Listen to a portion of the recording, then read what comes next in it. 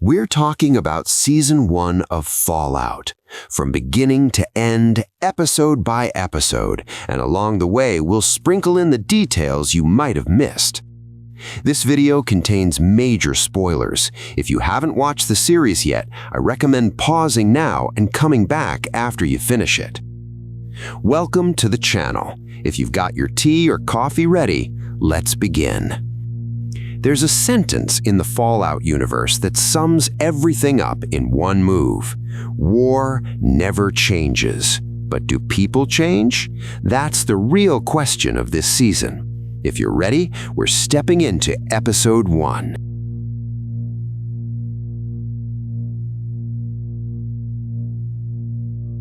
The show opens with a lie. Bright storefronts, smiling faces, a polished retro future that feels like a commercial. The future arrived, but culture never moved forward. Everything shines. Fear waits in the background. Then it happens. Cooper Howard and his daughter Janie stand in Los Angeles as nuclear bombs fall. 1 second it's Hollywood, the next it's the apocalypse. In Fallout, the end isn't a scene, it's a hard cut. 219 years later, Vault 33. We meet Lucy MacLean. She's disciplined, polite, and perfectly raised inside Vault rules. Optimistic, idealistic. That optimism becomes the one thing she fights to keep all season. Life in Vault 33 is structured, ritualized, controlled. Roles are assigned. Even happiness is regulated. The Pip-Boy isn't just tech, it's a life plan on your wrist. Lucy's marriage is arranged with Vault 32. The door opens, guests arrive, music, food, celebration. But something feels wrong. The reactions are off. The silence lingers too long. This should be a fairy tale. Fallout doesn't do fairy tales. After the wedding, Lucy is alone with Monty. The aggression surfaces instantly. Her safe world cracks. She fights back. It's her first real survival moment. Not etiquette, not protocol, survival. At the same time, her brother Norm senses something is wrong. He investigates Vault 32. What he finds kills the celebration. Vault 32 is empty, looted, violent. The danger didn't reach the vault, it was already inside. The guests are raiders, led by Lee Moldaver. The vault turns into a war zone. Violence breaks through the illusion of safety. Hank MacLean steps in, overseer, protector of order, but Moldaver takes hostages. A bomb threat follows. Hank is captured. Lucy has one choice: leave the vault to find her father. The door opens, her world ends, a new one begins. Elsewhere, Maximus rises within the Brotherhood of Steel. He becomes squire to Knight Titus. They hunt an Enclave target. Meanwhile, bounty hunters dig a ghoul out of the sand. That ghoul is Cooper. Everyone is chasing the same secret. They just don't know it yet.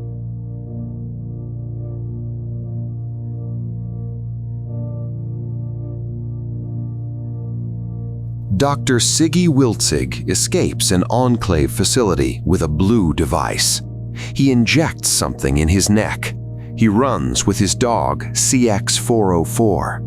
In this world, secrets aren't stored in briefcases. They're stored in bodies. Lucy steps onto the surface. It's not just wind she hears, it's emptiness. The wasteland swallowed everything. But it isn't chaos. It has its own brutal order. Lucy meets Wilzig. He urges her to turn back. She refuses. In the vault, kindness works. Out here, it makes you vulnerable. Maximus and Titus are attacked by a mutant bear. Titus is wounded. His arrogance shows. Maximus has been humiliated for years. Titus begs for help. Maximus makes a choice. He leaves Titus behind and takes the power armor. Power armor is more than strength, it's status, control, identity. Lucy tries to deliver Wilzig to Moldaver in Philly. Bounty hunters and the ghoul close in. Chaos erupts. Maximus intervenes. Lucy escapes with Wilzig. The ghoul heals CX-404 and uses the dog to track Lucy. At the end, Wilzig drinks cyanide. He tells Lucy, "Take my head to Moldaver, get your father back." Now everyone wants the same thing, Wilzig's head.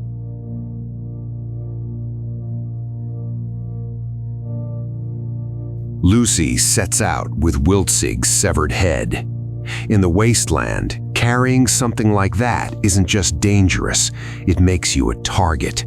Everyone wants what's inside that skull. Maximus returns to the Brotherhood pretending to be Titus. The armor gives him power, but not confidence.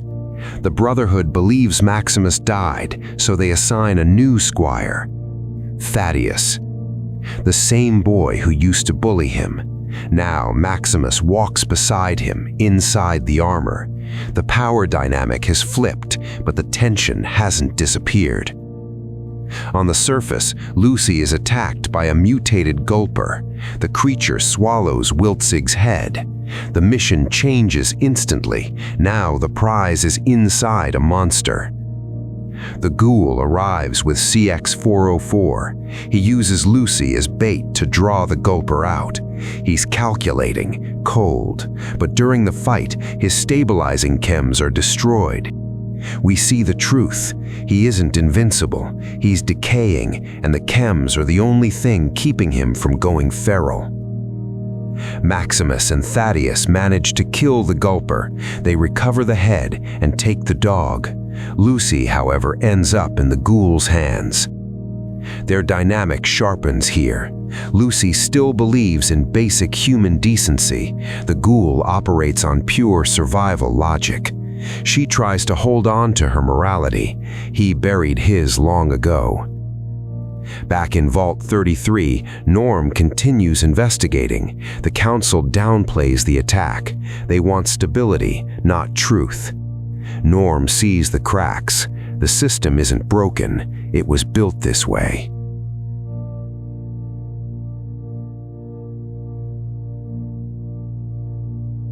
The ghoul drags Lucy deeper into the wasteland.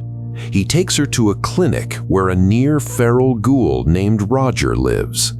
Roger is barely holding on to himself. The ghoul greets him like an old friend. Then he shoots him without hesitation. Lucy watches in shock. It gets worse. The ghoul eats him, not for cruelty, for practicality. This world doesn't reward sentiment. He then takes Lucy to an abandoned supermarket controlled by organ harvesters. They trade in body parts, humans, ghouls, anyone. The ghoul trades Lucy for chems. It's transactional. She becomes currency. But before the deal settles, the ghoul collapses. The chems don't stabilize him fast enough. Lucy is strapped to a table. Masked men prepare to harvest her. This is a turning point. Lucy fights back. She breaks free. She releases captive feral ghouls to create chaos. The plan works, but barely. The ferals slaughter everyone. Lucy kills for the first time. There's no celebration, no relief, just shock, a quiet shift inside her. After everything, she returns the chems to the ghoul. She knows he sold her. She gives them to him anyway. That decision defines her. She refuses to let the wasteland decide who she becomes. Meanwhile, Norm sneaks into Vault 32 with Chet. What they find is horrifying. Evidence of civil war, starvation, people turning on each other. And the access logs show something worse. The raiders were let in using Rose's Pip-Boy, Norm's mother. If she's dead, How was her code used?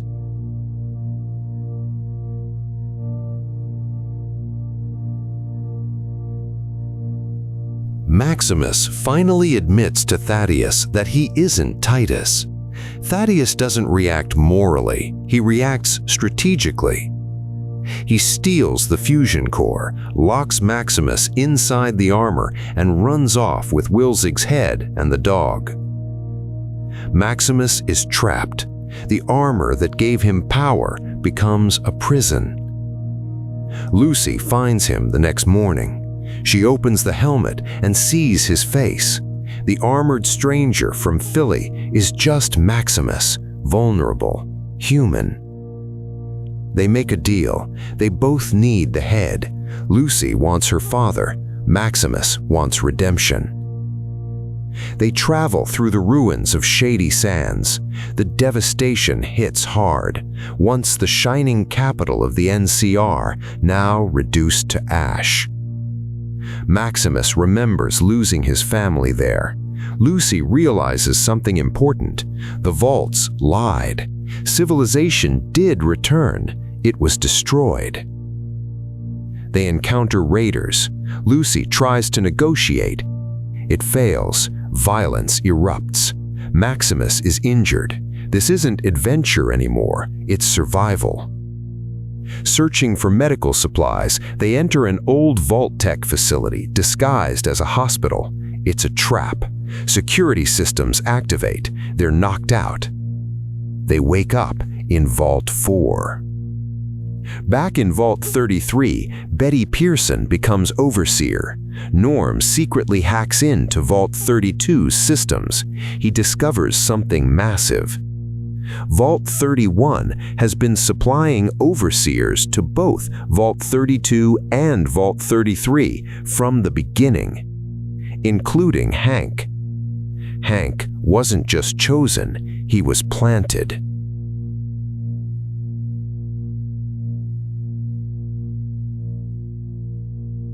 Vault 4 appears welcoming. Clean halls, warm food, smiling faces.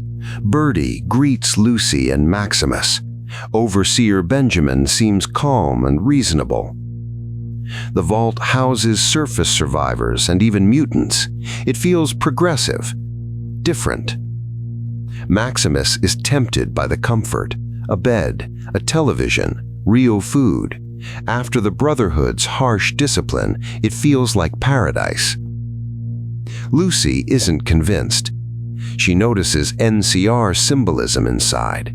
The memory of Shady Sands still lives here. Then she witnesses strange rituals. Ash smeared on skin, blood ceremonies, Moldaver referred to as the Flame Mother. Lucy sneaks into level 12. She finds evidence of human experimentation. Recordings of forced pregnancies, a woman giving birth to a gulper, cryopods holding pregnant women in suspended animation. This vault was built on horror. Maximus, meanwhile, enjoys the comfort. The show contrasts them deliberately. Lucy digs for truth. Maximus drifts toward safety. Lucy is captured. On the other side, the ghoul wakes up. He finds himself in a market. Two sheriff-looking men arrive and say they are arresting him in the name of a force of order. Even the name of that force looks like a crooked word. It's written as government. The show mocks the surface's imitation of order here. They bring the ghoul before a man named Sorrel Booker, who calls himself the President. Booker wants to bring the ghoul to his side. The ghoul refuses. A death sentence comes down. The ghoul does what he always does and takes them all out. Just as he's leaving, he sees a bounty poster, a woman's poster. The ghoul's expression changes because he recognizes her, and her name is Moldaver. In this episode, the flashback side also grows. Before the apocalypse, Cooper becomes the face of a Vault-Tec advertisement. He shoots an ad for Vault 4 and meets Bud Askins. Bud's cold corporate energy bothers Cooper. In a party scene, he talks with Sebastian Leslie. Sebastian has sold his voice rights to Mr. Handy Robots and whispers the same thing to Cooper: become a product. And Cooper is called into a secret meeting. There he meets a younger Moldaver. That meeting is the first crack in the door that leads to the big truth at the end of the season.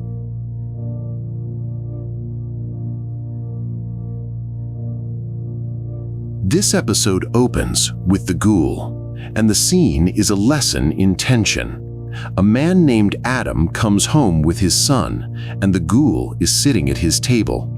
The Ghoul eats, speaks without blinking, like he has taken over the house. Adam calls for his daughter. The girl does not appear for a while, and a horrible possibility drops into Adam's mind. Then the girl shows up, and the tension tightens around his throat. The Ghoul shows Adam a bloody map. He got the map from Adam's older son. It looks like Moldaver's location is marked, but right at the target area, there's a bullet hole. Adam's older son joined Moldaver. The Ghoul asks Tommy for the location. Adam tries to convince his son, saying otherwise he'll kill all of us. Tommy gives it up. As the Ghoul stands to leave, he drops poison with a single sentence. "When you grow up one day, you'll look for me. Do you want revenge?" Tommy goes for a gun. The Ghoul is faster. Tommy dies. Adam collapses. In the pre-apocalypse timeline, we learn about Moldaver's research. Cold fusion, the idea of unlimited energy. While that technology could even extinguish the possibility of war, Vault-Tec and the giant companies behind it shelved it. Moldaver tells Cooper and asks him for something. Watch Barb Howard. Put a wiretap on Barb's Pip-Boy and record Vault-Tec's conversations. Back to Vault 4. Lucy is treated like she's on trial for going down to level 12. But here's the trick. Vault 4 does not kill Lucy. They stage a fake execution and exile her. They even give her supplies, because Vault 4's current residents are the victims of the old experimenters. Now they're trying to live in peace. At first, Maximus thinks the people of Vault 4 attacked Lucy, and he activates the armor. He looks like he's about to tear the place apart. Then he sees the truth and stuffs. That small pause shows that Maximus has changed. Lucy and Maximus leave Vault 4. On the road, Maximus reveals his real identity. Lucy is surprised, but she forgives him. For a brief moment of hope, she even says they should go to Vault 33 together. Then the fusion core issue comes up. Maximus stole Vault 4's core. Lucy gets angry and convinces Maximus, "You have to give the core back." In this episode, Thaddeus comes back into play. He leaves CX-404 behind and tries to contact the Brotherhood. Lucy and Maximus eventually catch Thaddeus. What happens to Thaddeus is bad. His body is changing. He might be turning into a ghoul. If the Brotherhood learns it, they will kill him. That fear softens Thaddeus, and he hands over the head. Then the road splits. Lucy chooses to walk alone on the path to her father. Maximus stays behind to stall the Brotherhood. And Norm secretly enters Vault 31. The door is open now. Inside, the air carries the scent of an entirely different truth. The Ghoul reunites with CX-404, calls him dog meat, and now knows Moldaver's location.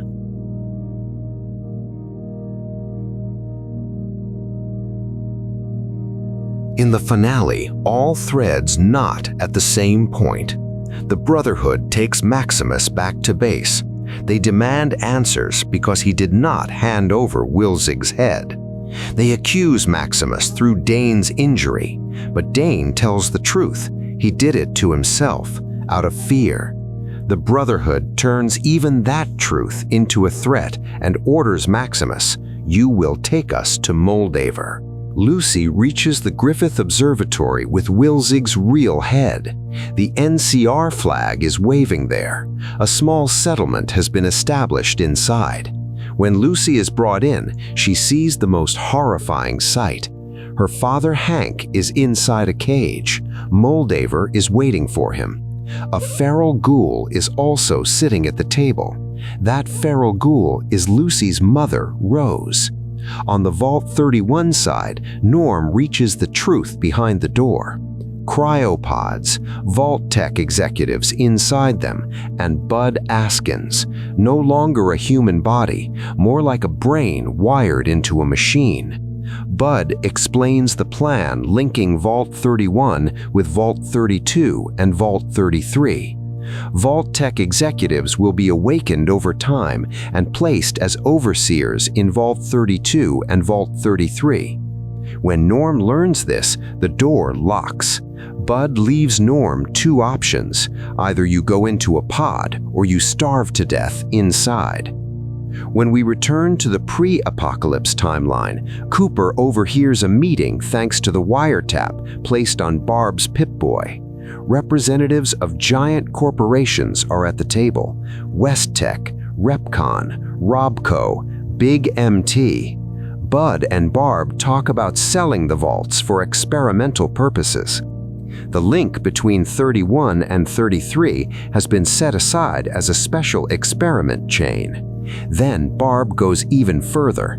"If necessary, we will drop the first bomb ourselves," she says. Cooper's face freezes. In that moment, Fallout's real monster appears, not the war itself, but the order that plans the war. Back in the present, Moldaver tells the truth. Rose notices that something is missing in the vault's water. She thinks civilization might have returned on the surface. Hank brushes it off. Rose realizes Hank is hiding something and flees the vault with her children. She goes to Shady Sands and becomes friends with Moldaver. Hank finds their trail and destroys Shady Sands with a nuclear device. Rose survives but turns into a feral ghoul. The target in Moldaver's hands is the device from the beginning: cold fusion, infinite energy. But it needs a code to work, and only Vault-Tec knows that code. Lucy looks at her father. She makes Hank enter the code. Hank finally gives it. As the reactor comes online, the Brotherhood attacks. They are after the head. NCR defenders and civilians are slaughtered. The ghoul enters the scene too and attacks the Brotherhood like prey, using special ammunition that knows the weak points of power armor. In the chaos, Maximus reaches Lucy and frees Hank. But Hank is Hank even in that moment. He steals a fallen suit of armor, gets into power armor, and starts his escape. When Hank learns Hank destroyed Shady Sands, he loses it. Lucy looks at her father with different eyes now. Lucy rejects him. As Hank flees, the ghoul confronts him and fires off questions about Cooper's family. Hank does not answer. He runs. Lucy turns to her mother at the table. Rose is not Rose anymore. Without blinking, Lucy frees her mother from pain. This is the scene where Lucy becomes someone else, not because she didn't cry, but because she didn't have time to cry. Moldaver, badly wounded, activates the reactor and brings electricity back to Los Angeles. Before she dies, she leaves Maximus with a question. What happens if the Brotherhood takes control of this power? Maximus cannot answer, because the answer chills the viewer. Brotherhood soldiers arrive and, thinking Maximus killed Moldaver, declare him a hero, Knight Maximus. Lucy chooses to walk beside the ghoul, because the ghoul knows the truths of this world better than Lucy does. Dogmeat is with them too, and the final image arrives. Hank reaches the Mojave Desert and sees New Vegas. Now let's get to the season's core idea. Fallout Season 1 tells us this: The apocalypse did not start with the bomb. The apocalypse started the day people began to see each other as a project. The vaults were sold as safe places. In reality, they were laboratories testing human behavior. There is brutality on the surface and control in the vaults. Both transform people. That's why Lucy's journey works. Lucy is trying to learn how to survive without completely losing her goodness. Maximus is trapped between power and identity. The ghoul is trying to settle the score of the past with the laws of today. And that famous line gains meaning again in the finale. War never changes, but who you are inside the war changes everything. Thanks for watching this far. Who's your favorite character? Lucy, Maximus, or the ghoul? Where do you think the new Vegas route opened in the finale will take us? Write your theories in the comments. Especially on the Vault-Tec side, how deep do you think the plan really goes? Let's talk about it together. See you in the next video.